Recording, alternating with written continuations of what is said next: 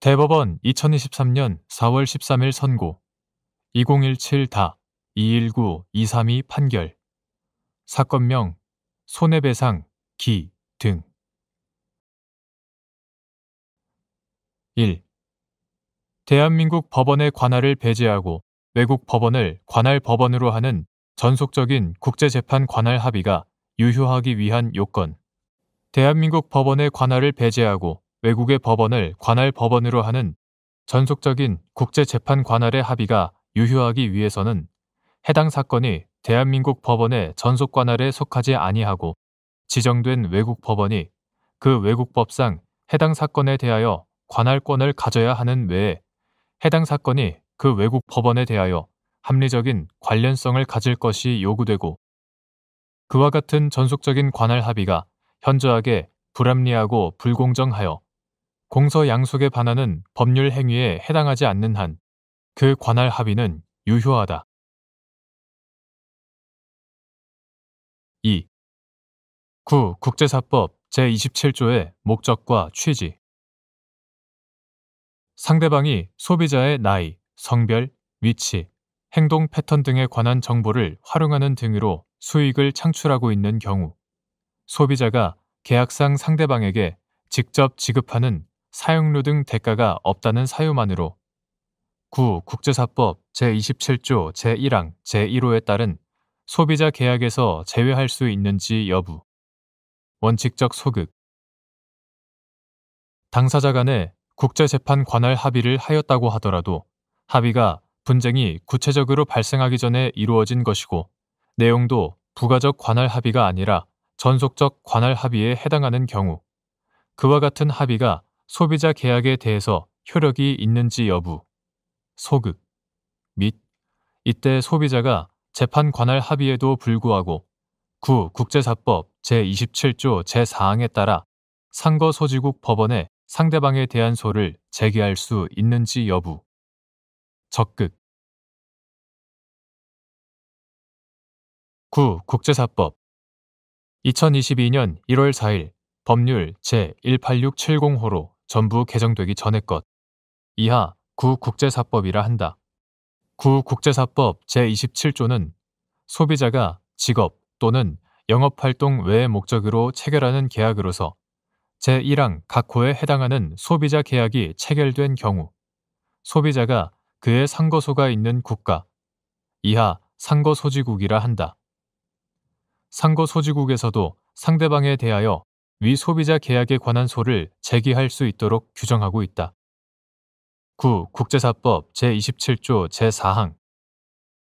그리고 소비자 계약의 한 유형으로 상대방이 계약 체결에 앞서 소비자의 상거소지국에서 혹은 그 외의 지역에서 위 상거소지국으로 광고에 의한 거래의 권유 등 직업 또는 영업활동을 행하고 소비자가 그 상거소지국에서 계약 체결에 필요한 행위를 한 경우를 들고 있다.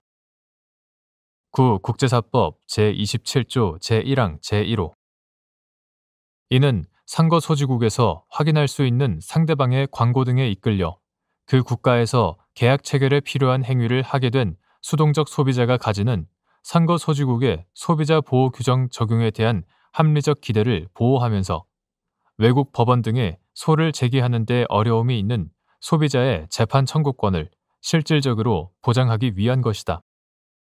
따라서 이러한 국제사법 제27조의 목적과 취지를 고려한다면 이를 소비자에게 불리하게 해석하는 데에는 신중해야 하므로 상대방이 소비자의 나이, 성별, 위치, 행동 패턴 등에 관한 정보를 활용하는 등으로 수익을 창출하고 있는 경우에는 그 소비자가 계약상 상대방에게 직접 지급하는 사용료 등 대가가 없다고 하더라도 특별한 사정이 없는 한 그와 같은 사유만으로 국제사법 제27조 제1항 제1호에 따른 소비자 계약에서 제외할 수 없다.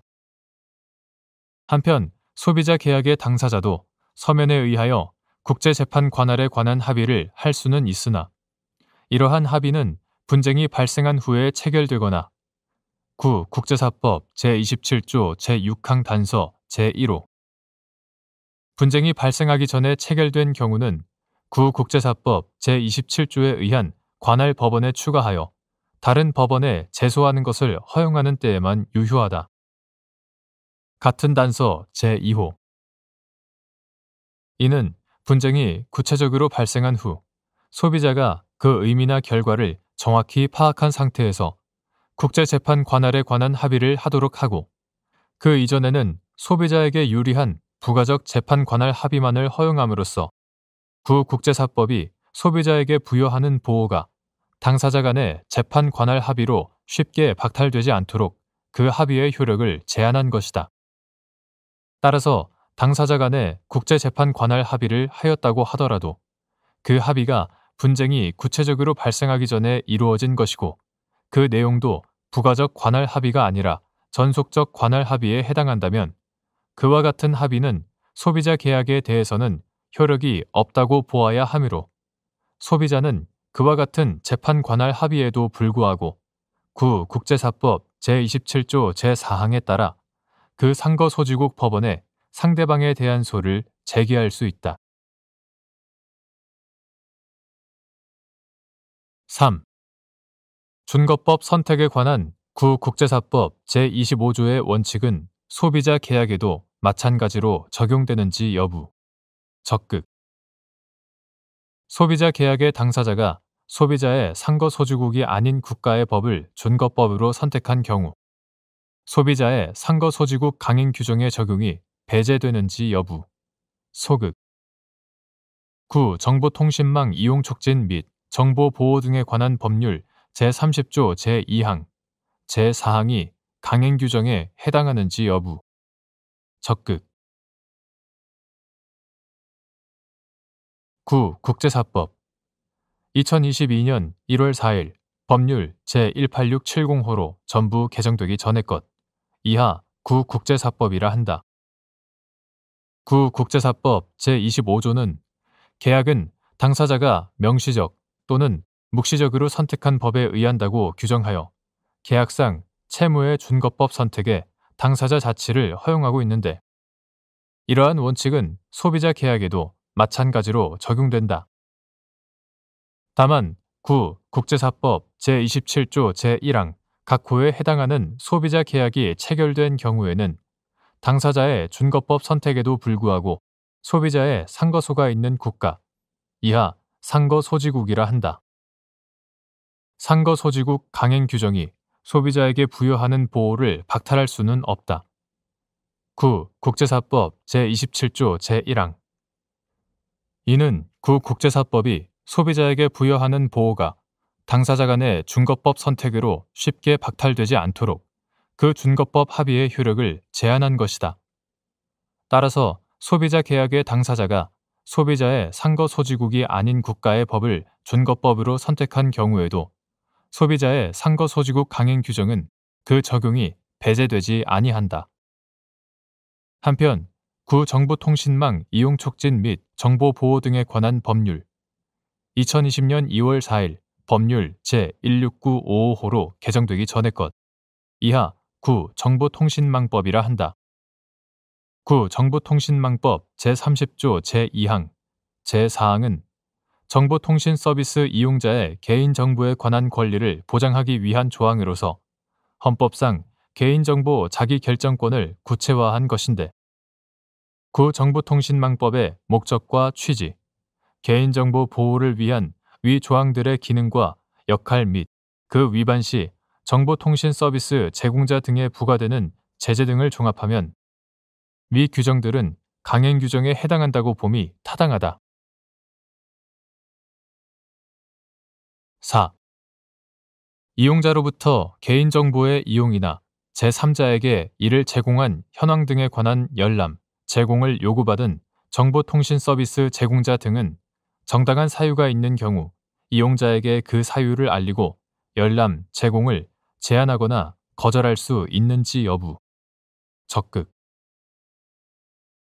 대한민국 법령 외에 외국 법령도 함께 준수해야 하는 지위에 있는 정보통신 서비스 제공자 등이 외국 법령에서 해당 정보의 공개를 제한하고 있다는 등의 이유로 열람, 제공을 거부하는 경우 그와 같은 내용의 외국 법령이 존재한다는 사정만으로 곧바로 정당한 사유가 존재한다고 볼 수 있는지 여부, 소극 및 이때 정당한 사유가 있는지 판단함에 있어 외국 법령의 내용을 고려할 수 있는지 여부, 적극 정보통신 서비스 제공자 등이 구 정보통신망 이용 촉진 및 정보 보호 등에 관한 법률 제30조 제4항에 따른 필요한 조치를 모두 이행하였는지 판단할 때 고려하여야 할 사항.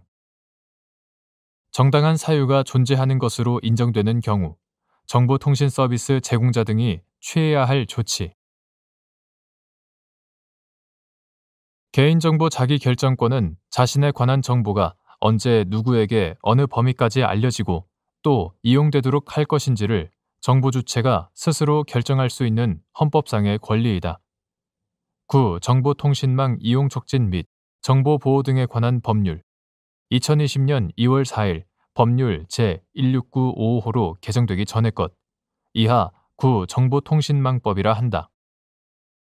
구 정보통신망법은 이와 같은 개인정보 자기결정권을 구체화하여 정보통신 서비스 제공자 등이 그 이용자로부터 개인정보의 이용이나 제3자에게 이를 제공한 현황 등에 관한 열람, 제공을 요구받으면 지체 없이 필요한 조치를 하도록 규정하고 있다.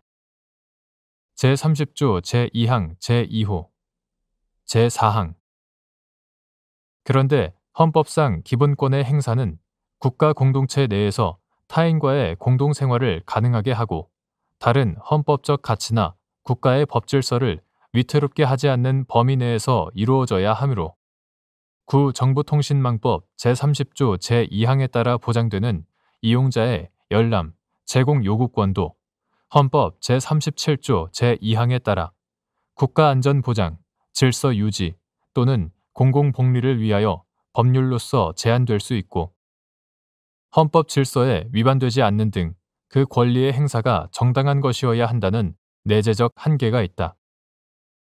구 정보통신망법 제30조 제4항도 같은 취지에서 열람, 제공을 요구받은 정보통신 서비스 제공자 등이 필요한 범위 내에서 조치를 하면 되는 것으로 규정하고 있다. 따라서 정보통신 서비스 제공자 등은 이용자가 요구한 정보의 열람, 제공이 다른 법률 등에 의해 금지, 제한되거나 이를 허용하면 다른 사람의 생명, 신체를 해하거나 재산과 그 밖의 이익을 부당하게 침해할 우려가 있는 경우 등과 같은 정당한 사유가 있을 때는 이용자에게 그 사유를 알리고 열람, 제공을 제한하거나 거절할 수 있다.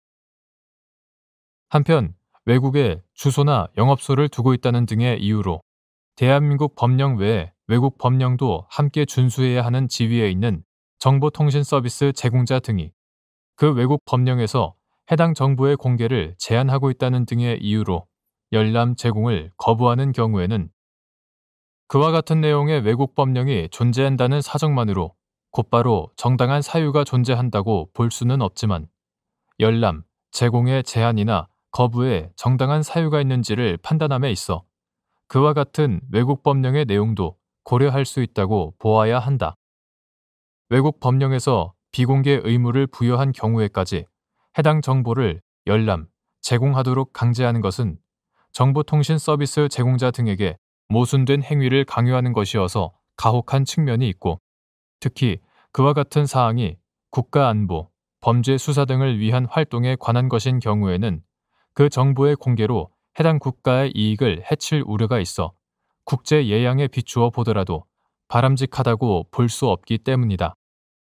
결국 대한민국 법령 외에 외국 법령도 함께 준수해야 하는 지위에 있는 정보통신 서비스 제공자 등이 구 정보통신망법 제30조 제4항에 따른 필요한 조치를 모두 이행하였는지 여부는 해당 외국 법령에 따른 비공개 의무가 대한민국의 헌법, 법률 등의 내용과 취지에 부합하는지, 개인정보를 보호할 필요성에 비해 그 외국 법령을 존중해야 할 필요성이 현저히 우월한지, 이용자가 열람, 제공을 요구하는 정보에 관하여 해당 법령에서 요구하는 비공개 요건이 충족되어 정보통신 서비스 제공자 등이 실질적으로 비공개 의무를 부담하고 있는지 등까지를 종합적으로 고려하여야 한다.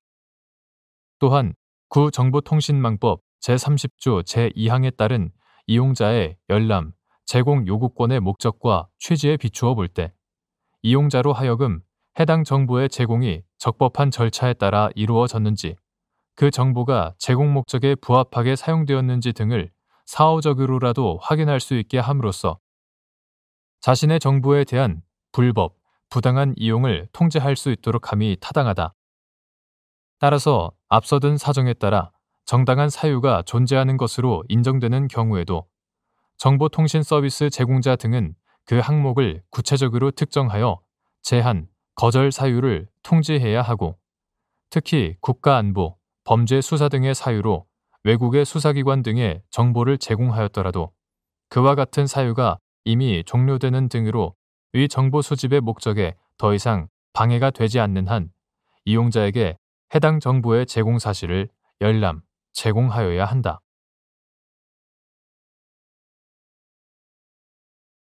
대법원 2023년 4월 13일 선고 2021다 250-285 판결 사건명 수분양자 지위 확인의 소 1. 약관에 정하여진 사항이 거래상 일반적이고 공통된 것이어서 고객이 별도의 설명 없이도 충분히 예상할 수 있거나 이미 법령에 의하여 정해진 것을 되풀이하거나 부연하는 정도에 불과한 경우 사업자에게 설명 의무가 있는지 여부 소급 사업자는 계약의 성질상 설명하는 것이 현저하게 곤란한 경우가 아니라면 약관에 정하여져 있는 중요한 내용을 고객이 이해할 수 있도록 설명하여야 하고 약관의 규제에 관한 법률 제3조 제3항 이러한 약관의 설명 의무를 위반하여 계약을 체결한 때에는 약관의 내용을 계약의 내용으로 주장할 수 없다. 제3조 제4항 그러나 사업자의 약관 설명 의무는 계약 상대방이 알지 못하는 가운데 약관에 정해진 중요한 사항이 계약 내용으로 되어 예측하지 못한 불이익을 받게 되는 것을 피하는 데 근거가 있다. 따라서 약관에 정하여진 사항이더라도 거래상 일반적이고 공통된 것이어서 고객이 별도의 설명 없이도 충분히 예상할 수 있었던 사항이거나 이미 법령에 의하여 정해진 것을 되풀이하거나 부연하는 정도에 불과한 사항이라면 사업자에게 설명 의무가 없다. 2. 주택법 제65조 제1항 제2호에서 입주자 저축 증서 등의 양도, 양수 행위를 주택 공급 질서 교란 행위로 금지하는 취지. 주택 공급 질서 교란 행위 금지 및 위반에 대한 처벌 규정은 주택건설촉진법에 1977년 개정 시 신설되어 이후 공급질서 교란 행위자에 대한 공급계약 취소 규정이 신설되고 공급계약 취소가 기속행위로 규정되기에 이르렀다. 입주자 저축 증서 등의 양도, 양수 행위는 주택 공급질서 교란 행위의 하나로서 주택법 제65조 제1항 제2호 교란 행위의 하나로서 금지된다. 그 취지는 주택의 최초 공급 단계부터 정해진 요건을 갖춘 주택청약 종합저축 가입자에게만 인정되는 주택을 공급받을 수 있는 지위를 임의로 제3자에게 이전하여 주택법령이 마련한 주택 공급 질서를 교란시키는 것을 방지함으로써 투명하고 공정한 주택 공급 절차를 확립하고 이를 통해 실수요자 위주의 건전한 주택 공급 체계의 토대를 형성하려는 것이다. 3.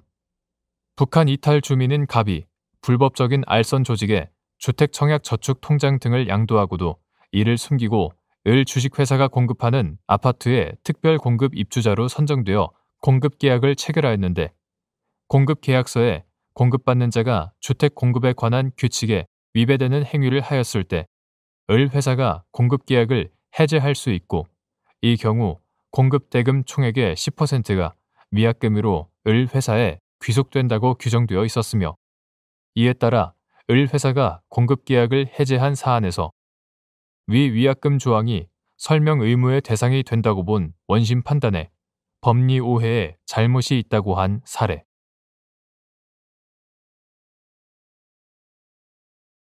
대법원 2023년 4월 13일 선고 2021다 254-799 판결 사건명 징계 무효 확인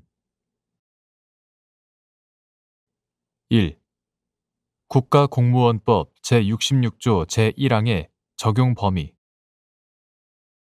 공무원은 국민 전체에 대한 봉사자로서 국민에 대하여 책임을 지고 공무원의 신분과 정치적 중립성은 법률이 정하는 바에 의하여 보장된다. 헌법 제7조 제1항, 제2항 국가공무원법은 공무원의 헌법상 지위를 구현하기 위한 법률로서 공무원의 임용과 승진, 보수, 훈련과 근무 성적의 평정, 신분과 권익의 보장, 징계 등을 규정하면서 공무원으로서 각종 의무를 규정하고 있는데 제66조 제1항에서는 노동운동과 그 밖의 공무 외의 일을 위한 집단 행위를 하지 않을 의무를 규정하고 있다. 이러한 헌법과 국가공무원법의 입법 내용과 취지를 고려하면 국가공무원법 제66조 제1항의 의무는 원칙적으로 헌법과 국가공무원법에서 규정하는 책임을 부담하고 이를 위해 신분과 지위가 보장됨을 전제로 국가공무원에게 지우는 의무이다. 따라서 위와 같은 정도의 책임과 신분 및 지위 보장을 받는 정도가 아닌 경우에는 일률적으로 국가공무원법 제66조 제1항이 적용된다고 할 수 없다. 국가공무원법 제66조 제1항이 공무원은 노동운동이나 그 밖의 공무 외의 일을 위한 집단 행위를 하여서는 아니 된다. 다만 사실상 노무에 종사하는 공무원은 예외로 한다라고 규정하면서 사실상 노무에 종사하는 공무원의 경우 위와 같은 의무를 부담하지 않도록 하여 국가공무원법 제66조 제1항의 의무를 모든 공무원이 일률적으로 부담하여야 하는 의무로 규정하지 않은 것도 같은 취지에서 이해할 수 있다.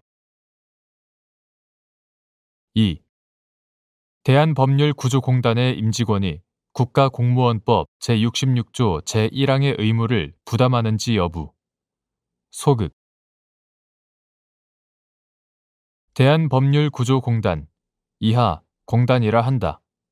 공단은 경제적으로 어렵거나 법을 몰라서 법의 보호를 충분히 받지 못하는 사람에게 법률 구조를 할 목적으로 설립된 특수 목적 법인으로 그 임직원의 직무에는 공공성, 공익성이 인정되고 소속 변호사의 경우 특정직 공무원인 검사에 준하여 급여를 받기는 하나 공단 임직원의 지위나 직무 성격을 헌법과 법률에서 보장하는 국가공무원과 같은 정도의 것으로 규정하고 있다고 보기 어렵고 법률구조법 등에서 공단 임직원에게 국가공무원법 제66조 제1항을 직접 적용한다고 규정하고 있지도 않으므로 공단 임직원이 국가공무원법 제66조 제1항의 의무를 부담한다고 볼 수는 없다.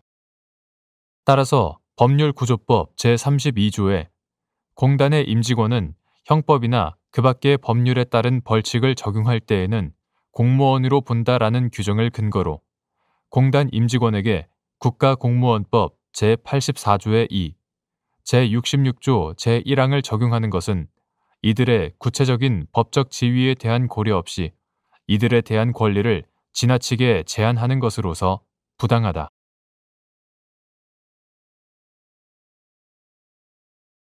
대법원 2023년 4월 13일 선고 2021다 271-725 판결 사건명 담장 철거 등 1.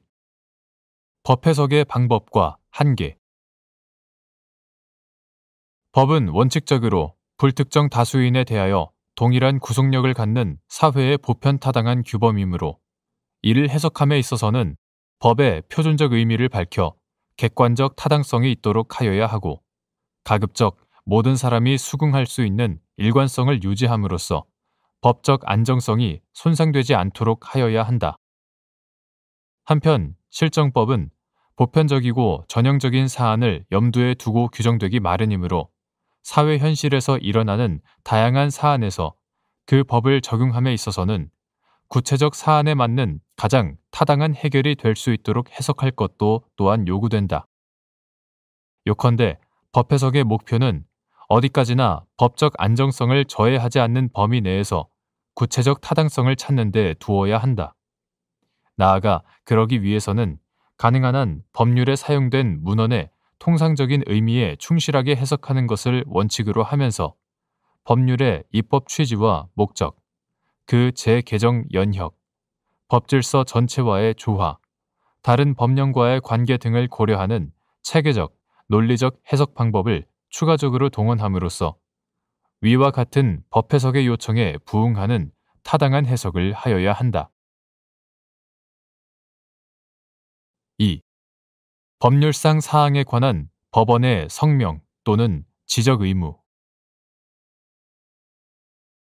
당사자의 주장에 법률적 관점에서 보아 현저한 모순이나 불명료한 부분이 있는 경우 법원은 적극적으로 성명권을 행사하여 당사자에게 의견 진술의 기회를 주어야 하고 이를 게을리한 경우에는 성명 또는 지적 의무를 다하지 아니한 것으로서 위법한 평가를 받을 수 있다. 청구 취지나 청구 원인의 법적 근거에 따라 요건 사실에 대한 증명 책임이 달라지는 중대한 법률적 사항에 해당되는 경우라면 더욱 그러하다. 3. 토지의 경계에 경계표나 담이 설치되어 있지 않을 때 한쪽 토지 소유자의 경계표나 담 설치 협력 요구에 인접 토지 소유자가 응하지 않는 경우 민사소송으로 협력 의무의 이행을 구할 수 있는지 여부, 적극 및 이때 법원이 명할 협력 의무의 내용. 기존의 경계표나 담장에 대하여 한쪽 토지 소유자가 처분 권한을 가지고 있으면서 기존의 경계표나 담장을 제거할 의사를 분명하게 나타내고 있는 경우 한쪽 토지 소유자가 인접 토지 소유자에 대하여 새로운 경계표나 담장의 설치에 협력할 것을 소구할 수 있는지 여부, 적극 및 담장의 처분 권한이 없는 토지 소유자가 처분 권한이 있는 인접 토지 소유자를 상대로 기존 담장의 철거를 명하는 판결을 받아 담장이 적법하게 철거되어야 하는 경우에도 마찬가지인지 여부, 적극. 토지의 경계에 경계표나 담이 설치되어 있지 아니하다면 특별한 사정이 없는 한 어느 한쪽 토지의 소유자는 인접한 토지의 소유자에 대하여 공동 비용으로 통상의 경계표나 담을 설치하는 데에 협력할 것을 요구할 수 있고 인접 토지 소유자는 그에 협력할 의무가 있다고 보아야 하므로 한쪽 토지 소유자의 요구에 대하여 인접 토지 소유자가 응하지 아니하는 경우에는 한쪽 토지 소유자는 민사소송으로 인접 토지 소유자에 대하여 그 협력 의무의 이행을 구할 수 있다. 법원은 당해 토지들의 이용 상황, 그 소재 지역의 일반적인 관행, 설치 비용 등을 고려하여 새로 설치할 경계표나 담장의 위치, 특별한 사정이 없는 한 원칙적으로 새로 설치할 경계표나 담장의 중심 또는 중심선이 양토지의 경계선상에 위치하도록 해야 한다.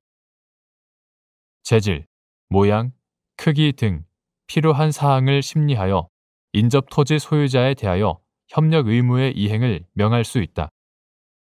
한편 기존의 경계표나 담장에 대하여 어느 쪽 토지 소유자도 일방적으로 처분할 권한을 가지고 있지 아니하다면 한쪽 토지 소유자가 인접 토지 소유자의 동의 없이 임의로 기존의 경계표나 담장을 제거하는 것은 허용되지 않으므로 한쪽 토지 소유자의 의사만으로 새로운 경계표나 담장을 설치하도록 강제할 수는 없으나 그와 달리 기존의 경계표나 담장에 대하여 한쪽 토지 소유자가 처분 권한을 가지고 있으면서 기존의 경계표나 담장을 제거할 의사를 분명하게 나타내고 있는 경우라면 한쪽 토지 소유자는 인접 토지 소유자에 대하여 새로운 경계표나 담장의 설치에 협력할 것을 소구할 수 있다. 담장의 처분 권한이 없는 토지 소유자가 그 처분 권한이 있는 인접 토지 소유자를 상대로 기존 담장의 철거를 명하는 판결을 받아 그 담장이 적법하게 철거되어야 하는 경우에도 인접 토지 사이에 경계를 표시할 통상의 담장이 설치되지 않은 상태와 마찬가지로 볼 수 있으므로 이와 같은 법리가 그대로 적용된다.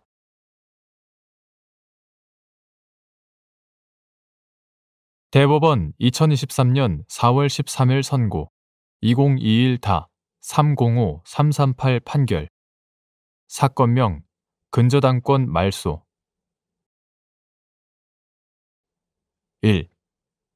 채권자와 채무자 모두가 기한의 이익을 갖는 이자부 금전소비 대차 계약 등에 있어서 채무자가 기한의 이익을 포기하고 변제기 전에 변제하는 경우 변제기까지의 약정이자 등 채권자의 손해를 배상하여야 하는지 여부 적극 및 이러한 약정이자 등 손해액을 함께 제공하지 않으면 채권자가 수령을 거절할 수 있는지 여부 적극 이는 제3자가 변제하는 경우에도 마찬가지인지 여부 적극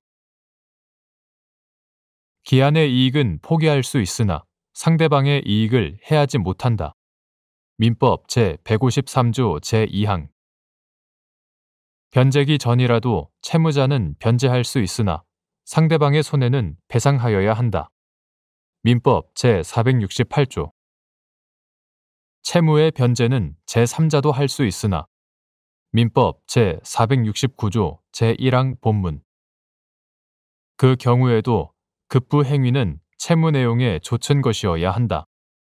민법 제460조 채권자와 채무자 모두가 기한의 이익을 갖는 이자부 금전소비 대차 계약 등에 있어서 채무자가 변제기로 인한 기한의 이익을 포기하고 변제기 전에 변제하는 경우 변제기까지의 약정이자 등 채권자의 손해를 배상하여야 하고 이러한 약정이자 등 손해액을 함께 제공하지 않으면 채무의 내용에 따른 변제 제공이라고 볼 수 없으므로 채권자는 수령을 거절할 수 있다. 이는 제3자가 변제하는 경우에도 마찬가지이다. 2. 은행 여신 거래에 있어서 당사자는 계약 내용에 편입된 약관에서 정한 바에 따라 기한의 이익과 포기에 관한 민법 제153조 제2항 변제기 전의 변제에 관한 민법 제468조의 규정들과 다른 약정을 할 수 있는지 여부 적극 기한의 이익과 그 포기에 관한 민법 제153조 제2항 변제기 전의 변제에 관한 민법 제468조의 규정들은 임의 규정으로서 당사자가 그와 다른 약정을 할 수 있다. 은행 여신 거래에 있어서 당사자는 계약 내용에 편입된 약관에서 정한 바에 따라 위 민법 규정들과 다른 약정을 할 수도 있다.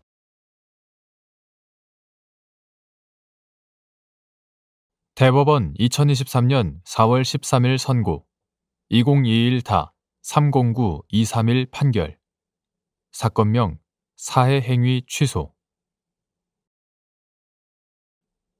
1. 채권자 취소권의 행사에서 제척기간의 기산점인 채권자가 취소 원인을 안 날의 의미 및 채권자가 사해 행위의 객관적 사실을 알았다고 하여 취소 원인을 알았다고 추정할 수 있는지 여부 소극 채권자 취소권의 제척기간 도과에 관한 증명 책임의 소재 사해 행위 취소 소송의 상대방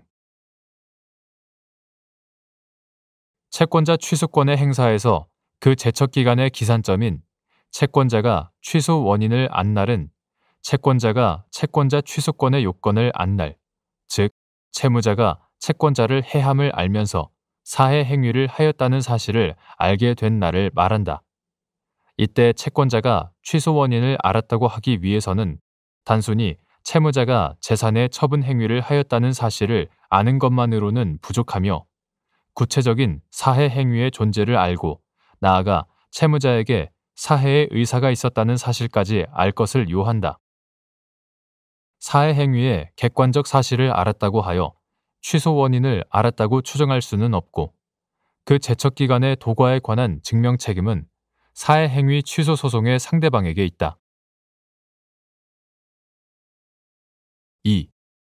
국민건강보험공단이 채무자에 대한 채권을 피보전 채권으로 하여 채무자의 법률 행위를 대상으로 채권자 취소권을 행사하는 경우 제척기간의 기산점과 관련하여 국민건강보험공단이 취소 원인을 알았는지는 피보전 채권의 추심 및 보전 등에 관한 업무를 담당하는 직원의 인식을 기준으로 판단하여야 하는지 여부. 원칙적 적극. 국민건강보험법에 따라 설립된 공법인인 국민건강보험공단이 채무자에 대한 채권을 피보전 채권으로 하여 채무자의 법률 행위를 대상으로 채권자 취소권을 행사하는 경우 제척기간의 기산점과 관련하여 국민건강보험공단이 취소 원인을 알았는지는 특별한 사정이 없는 한 피보전 채권의 추심 및 보전 등에 관한 업무를 담당하는 직원의 인식을 기준으로 판단하여야 하므로 담당 직원이 채무자의 재산 처분 행위 사실뿐만 아니라 구체적인 사해 행위의 존재와 채무자에게 사해의 의사가 있었다는 사실까지 인식하였다면 이로써 국민건강보험공단도 그 시점에 취소 원인을 알았다고 볼 수 있다.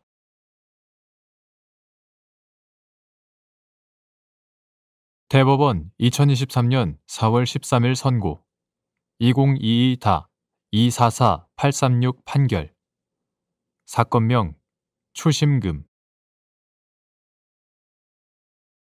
1.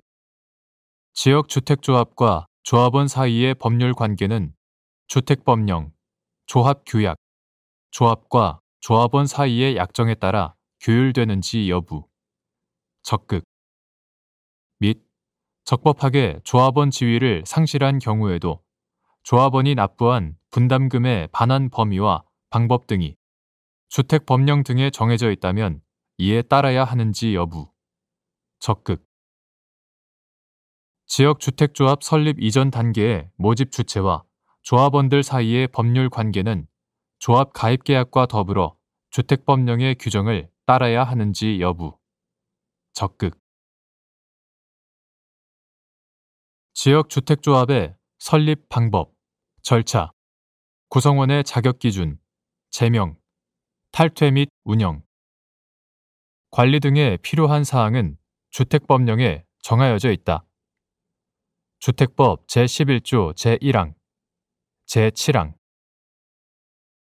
지역주택조합과 조합원 사이의 법률 관계는 근거법령, 조합규약, 조합과 조합원 사이의 약정에 따라 규율되는데 조합원은 사업의 진행 과정에서 그 진행 단계에 따라 지속적으로 발생하는 사업비에 충당할 분담금을 납부할 의무를 진다. 적법하게 조합원 지위를 상실한 경우에도 납부한 분담금 반환 범위, 방법 등이 정해져 있다면 이에 따라야 한다. 지역주택조합 설립을 위한 추진위원회와 같은 모집 주체가 조합원을 모집하는 경우에도 무주택자들의 주택 마련으로 주거 안정을 도모한다는 목적 및 사업 운영의 투명성을 제고하고 전체 조합원의 권익을 보호하여야 할 필요성은 동일하고 2016년 12월 2일 일부 개정된 주택법에서는 조합원 모집 절차와 방법에 관하여 규율하는 규정 제11조의 2 규정이 신설되었다. 그 이후 두 차례 추가 개정으로 제11조의 3 내지 제11조의 6이 신설되었다. 지역주택조합 설립 이전 단계의 모집 주체와 조합원들 사이에서는 조합 가입계약과 더불어 주택법령의 규정을 따라야 한다. 2. 채권자 대위권이 행사된 경우 제3채무자는 채무자에 대하여 가지는 모든 항변 사유로 채권자에게 대항할 수 있는지 여부. 적극.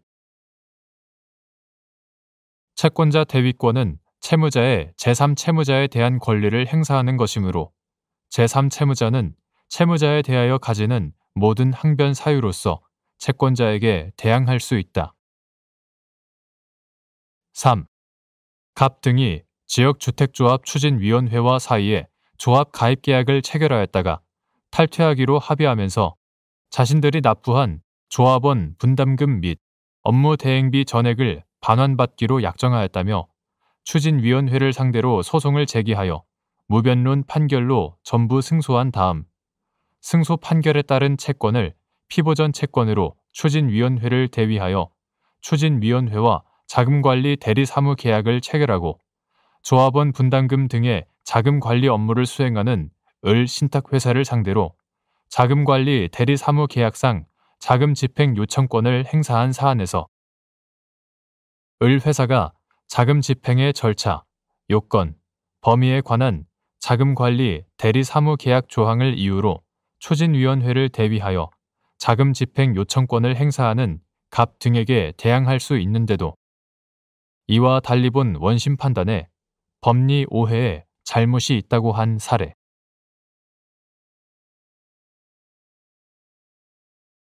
대법원 2023년 4월 13일 선고 2022-279733 등 판결.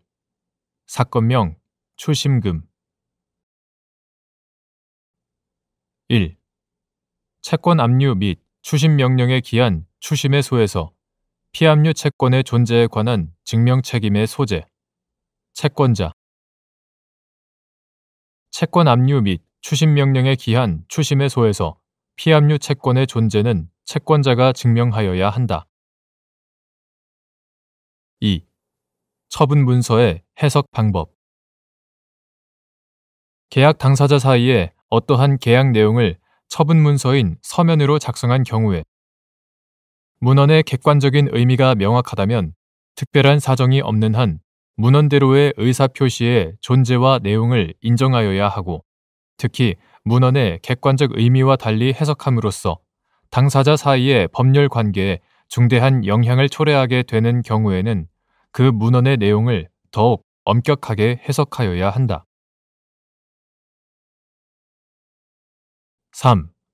갑 등이 지역주택조합 추진위원회와 조합 가입계약을 체결하고 추진위원회로부터 자금관리 대리사무를 수임한 을 신탁회사에 계약금 등을 지급하였다가 그 후 추진위원회를 상대로 조합 가입계약의 무효를 주장하며 계약금 등 반환을 구하는 조정을 신청하여 추진위원회로 하여금 갑 등에게 일정 금액을 반환하도록 하는 내용의 조정을 가름하는 결정을 받아 위 결정이 확정되었는데 위 결정이 확정되기 전에 을 회사와의 자금관리 대리사무 계약을 해지하고 병 신탁회사와 자금관리 대리사무 계약을 새로 체결한 추진위원회가 결정에 기한 채무를 이행하지 않자 갑 등이 새로 체결된 자금관리 대리사무 계약에 따라 추진위원회가 병 회사에 대하여 갖는 금전 채권에 관하여 채권 압류 및 추심 명령을 받아 추심금 청구를 한 사안에서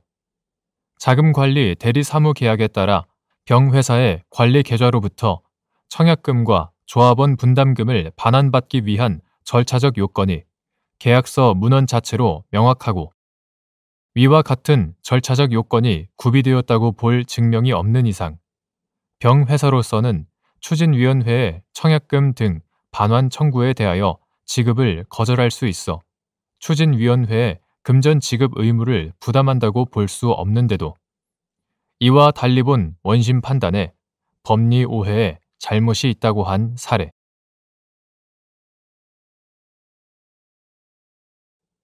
대법원 2023년 4월 13일 선고 2022-289990 판결. 사건명 채권조사 확정 재판에 대한 이의의 소. 중소기업에 대한 회생계획 인가 결정으로 신용보증기금에 대한 주채무가 감면된 경우 신용보증기금이 연대보증인에 대한 회생 절차에서 행사할 수 있는 권리의 범위 감면된 채무에 상응하는 범위 및 이는 연대 보증인에 대한 회생 절차가 개시된 후 중소기업에 대한 회생계획 인가 결정으로 주 채무가 감면된 경우에도 마찬가지인지 여부. 적극. 중소기업에 대한 회생계획 인가 결정으로 신용보증기금에 대한 주 채무가 감면되면 신용보증기금법 제30조의 3에 따라 연대보증 채무도 동일한 비율로 감면되므로 신용보증기금이 연대보증인에 대한 회생 절차에서 행사할 수 있는 권리 역시 감면된 채무에 상응하는 범위에 한정된다. 이는 연대보증인에 대한 회생 절차가 개시된 후 중소기업에 대한 회생계획 인가 결정으로 주 채무가 감면된 경우에도 마찬가지이다. 구체적인 이유는 다음과 같다. 첫째, 회생계획이 인가되어 회생기업의 채무 조정이 이루어지는 경우에도 회생기업의 채무를 연대 보증한 경영자에게 채무 조정의 효력이 미치지 않음에 따라 경영자 개인은 여전히 제기하기 어렵고 경영자가 기업의 채무를 연대 보증하는 경우가 많은 중소기업의 현실에 비추어 결과적으로 기업의 실효성 있는 회생도 어려워진다는 점을 고려하여 신용보증기금법 제30조의 3이 신설되었다. 이러한 신용보증기금법 제30조의 3의 입법 취지는 신용보증기금이 연대 보증인에 대한 회생 절차에서 행사할 수 있는 권리의 범위를 결정하는 데에도 충분히 고려할 필요가 있다. 둘째, 신용보증기금법 제30조의 3은 중소기업의 회생계획 인가 결정을 받는 시점에 신용보증기금에 대한 주 채무가 감경 또는 면제된 경우 연대보증 채무도 동일한 비율로 감경 또는 면제한다고 규정함으로써 채권자인 신용보증기금의 불이익을 감수하고 연대보증인으로 하여금 감면된 비율의 범위에서만 연대보증 채무를 부담하도록 정하였으므로 신용보증기금은 연대보증인에 대하여 감면된 연대보증 채무에 상응하는 범위에 한하여 권리를 행사할 수 있다. 셋째, 채무자 회생 및 파산에 관한 법률 이하 채무자 회생법이라 한다. 채무자 회생법 제126조 제1항, 제2항은 회생 절차에서 채권자로 하여금 확실히 채권의 만족을 얻을 수 있도록 함으로써 채권자를 보호하기 위한 규정이다. 그러나 신용보증기금법 제30조의 3의 입법 취지, 내용 등에 비추어 보면 연대 보증인에 대하여 회생 절차가 개시된 후 중소기업에 대한 회생계획 인가 결정으로 신용보증기금에 대한 주 채무가 감면된 경우에도 신용보증기금법 제30조의 3이 채무자 회생법 제126조 제1항, 제2항보다 우선 적용되어야 한다. 따라서 신용보증기금은 이 경우에도 연대보증인에 대한 회생 절차에서 감면된 주 채무에 상응하는 채권에게 한정하여 권리를 행사할 수 있을 뿐이다. 넷째, 신용보증기금법 제30조의 3에 따른 주채무의 감면과 연대보증인에 대한 회생 절차 개시의 선우는 중소기업 및 연대보증인에 대한 회생 절차 개시 신청의 시기, 회생 절차의 진행 경과 등에 따라 달라질 수 있다. 그런데 연대보증인에 대한 회생 절차 개시 후 주채무가 감면되더라도 신용보증기금이 회생 절차 개시 당시에 연대보증채권 전액으로 권리를 행사할 수 있다면 신용보증기금이 연대보증인에 대한 회생 절차에서 행사할 수 있는 채권의 범위가 회생 절차의 선우 또는 진행 경과라는 우연한 사정에 의해 달라지는 것이 되어 부당할 뿐만 아니라 연대보증인은 중소기업에 대한 회생계획 인가 결정으로 주채무의 감면이라는 법률 효과가 발생할 때까지 자신에 대한 회생 절차 개시 신청을 미룰 가능성이 커진다.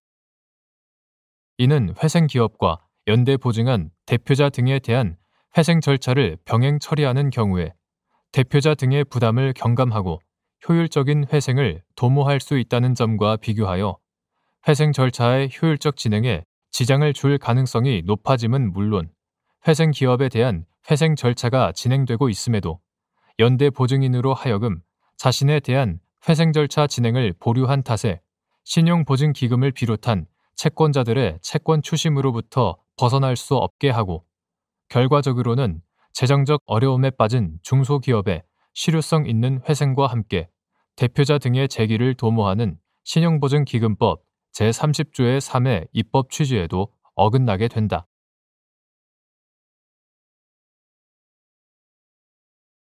대법원 2023년 4월 13일 선고 2022-293-272 판결 사건명 추심금 1. 금전 채권에 대하여 채권 압류 및 추심 명령이 있는 경우 제3채무자가 채권 압류 전 압류 채무자에게 대항할 수 있는 사유로 압류 채권자에게 대항할 수 있는지 여부 적극 및 전부 명령이 있는 경우 제3채무자가 채권 압류 전 피전부 채권자에게 가지고 있던 항변 사유로 전부 채권자에게 대항할 수 있는지 여부 적극 금전 채권에 대하여 채권 압류 및 추심 명령이 있는 때에는 제3채무자는 채권이 압류되기 전에 압류 채무자에게 대항할 수 있는 사유로 압류 채권자에게 대항할 수 있고 전부 명령이 있는 때에는 피전부 채권이 동일성을 유지한 채로 집행채무자로부터 집행채권자에게 이전되므로 제3채무자는 채권 압류 전 피전부 채권자에 대하여 가지고 있었던 항변 사유로 전부 채권자에게 대항할 수 있다. 2. 가집행 선고에 의하여 집행을 하였으나 본안 판결의 일부 또는 전부가 실효되는 경우 가집행 선고에 기해 이미 지급받은 것이 있으면 부당이득으로 반환하거나 가집행으로 인한 손해 또는 그 면제를 받기 위한 손해를 배상하여야 하는지 여부 적극 및 가지급물 반환 신청의 성질 본안 판결의 취소, 변경을 조건으로 하는 예비적 반소 제1심에서 가집행 선고부 승소 판결을 받고 이에 기해 판결 원리금을 지급받았다가 항소심에 이르러 당초의 소가 교환적으로 변경되어 취하된 것으로 되는 경우 채무자가 항소심 절차에서 곧바로 가지급물의 반환 등을 구할 수 있는지 여부 적극 가집행 선고부 판결에 기한 집행의 효력은 확정적인 것이 아니고 후일 본안 판결 또는 가집행 선고가 취소, 변경될 것을 해제 조건으로 하는 것이다. 즉, 가집행 선고에 의하여 집행을 하였다고 하더라도 후일 본안 판결의 일부 또는 전부가 실효되면 이전에 가집행 선고부 판결에 기하여는 집행을 할 수 없는 것으로 확정이 되는 것이다. 따라서 가집행 선고에 기하여 이미 지급받은 것이 있다면 법률상 원인이 없는 것이 되므로 부당이득으로서 이를 반환하거나 그로 인한 손해 또는 그 면제를 받기 위한 손해를 배상하여야 한다. 위와 같은 가지급물 반환 신청은 가집행에 의하여 집행을 당한 채무자로 하여금 별도의 소를 제기하는 비용, 시간 등을 절약하고 본안의 심리 절차를 이용하여 신청의 심리를 받을 수 있는 간이한 길을 터놓은 제도로서 그 성질은 본안 판결의 취소, 변경을 조건으로 하는 예비적 반소에 해당한다. 위와 같은 법리와 규정에 비추어 볼 때 제1심에서 가집행 선고부 승소 판결을 받고 그에 기하여 판결 원리금을 지급받았다가 항소심에 이르러 당초의 소가 교환적으로 변경되어 취하된 것으로 되는 경우에는 항소심 절차에서 곧바로 가지급물의 반환 등을 구할 수 있다고 보아야 하고 그것을 별소의 형식으로 청구하여야만 된다고 볼 것은 아니다.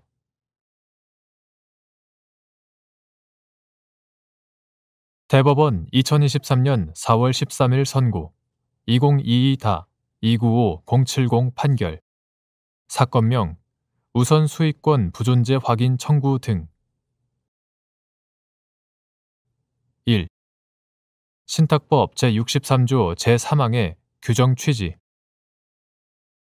신탁법 제63조는 수익채권의 소멸시효라는 표제 아래 제1항에서 수익채권의 소멸시효는 채권의 예에 따른다라고 규정하면서 제3항에서 제1항에도 불구하고 신탁이 종료한 때부터 6개월 내에는 수익채권의 소멸시효가 완성되지 아니한다라고 하고 있다. 위 제3항은 수탁자가 수익자에게 충실 의무를 부담하는 신탁의 특성을 반영하여 신탁법 제33조 신탁의 특성을 반영하여 신탁이 종료하고 6개월이 지날 때까지는 수익 채권의 시효가 정지되도록 함으로써 수익자가 신탁이 종료한 때부터 6개월이 지날 때까지는 언제든지 수익 채권을 행사할 수 있게 하여 수익자를 보호하려는 취지의 규정이다. 2.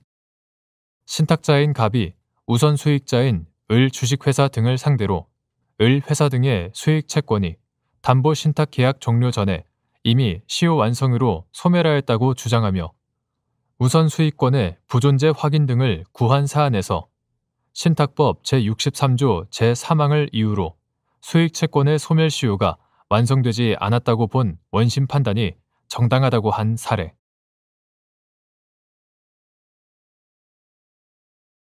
대법원 2023년 4월 13일 선고 2022-309337 판결 사건명 청구 2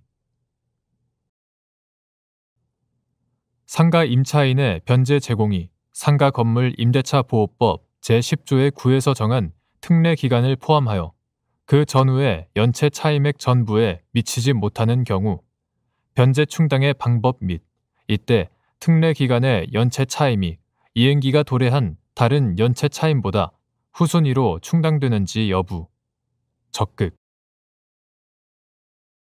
상가 건물 임대차 보호법 이하 상가 임대차법이라 한다. 상가 임대차법 제10조의 9는 2020년 9월 29일부터 6개월 동안 이하 특례 기간이라 한다. 특례 기간의 연체 차임액을 계약갱신의 거절 사유 제10조 제1항 제1호 권리금 회수 기회의 제외 사유 제10조의 4 제1항 단서 및 계약 해지 사유 제10조의 8 계약 해지 사유에서 정한 연체 차임액에서 제외하되 임대인의 연체 차임액에 대한 그 밖의 권리에는 영향을 미치지 아니한다고 규정하였다. 이는 코로나19 여파로 국내 소비 지출이 위축되고 상가 임차인의 매출과 소득이 급감하는 가운데 임대료가 상가 임차인의 영업활동에 큰 부담이 되는 실정임을 고려하여 특례 기간의 차임 연체를 이유로 한 임대인의 계약 해지 등 일부 권리의 행사를 제한함으로써 경제적 위기 상황에서 영업 기반 상실의 위험으로부터 임차인을 구제하기 위하여 신설된 임시 특례 규정이다. 변제 충당에 관한 민법 제476조 내지 제479조는 이미 규정이지만 상가 임대차법의 규정에 위반된 약정으로서 임차인에게 불리한 것은 효력이 없으므로 상가 임대차법 제15조 임대인과 임차인이 연체 차임과 관련하여 민법상 변제 충당과 다른 약정을 체결하였더라도 그것이 임차인에게 불리한 경우에는 효력을 인정할 수 없고 이 경우에는 상가 임대차법 제10조의 9의 규정에 반하지 않는 범위 내에서만 민법상 변제 충당 규정이 적용된다.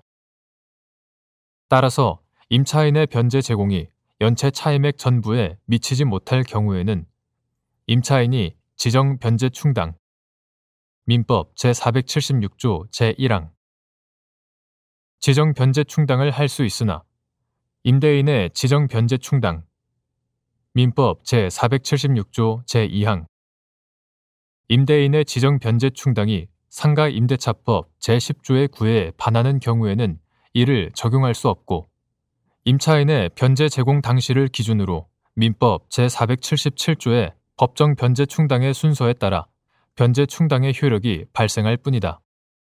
결국 임차인의 변제 제공이 특례 기간을 포함하여 그 전후의 연체 차임액 전부에 미치지 못하는 경우에는 합의 충당이나 임차인의 지정 변제 충당 민법 제476조 제1항 합의 충당이나 임차인의 지정 변제 충당 등의 특별한 사정이 없는 이상 변제기가 도래하지 않은 차임에 먼저 충당된다고 볼 수 없으므로 민법 제477조의 법정 변제 충당이 적용된다. 따라서 변제 제공 시점에 이미 이행기가 도래한 연체 차임의 변제에 먼저 충당되고 민법 제477조 제1호 그중 상가임대차법 제10조의 9에 따른 특례 기간의 연체 차임은 임대인의 계약갱신 거절권, 계약 해지권 등의 권리 행사가 제한되어 상대적으로 변제 이익이 적은 경우에 해당되므로 이행기가 도래한 다른 연체 차임보다 후순위로 충당된다. 민법 제477조 제2호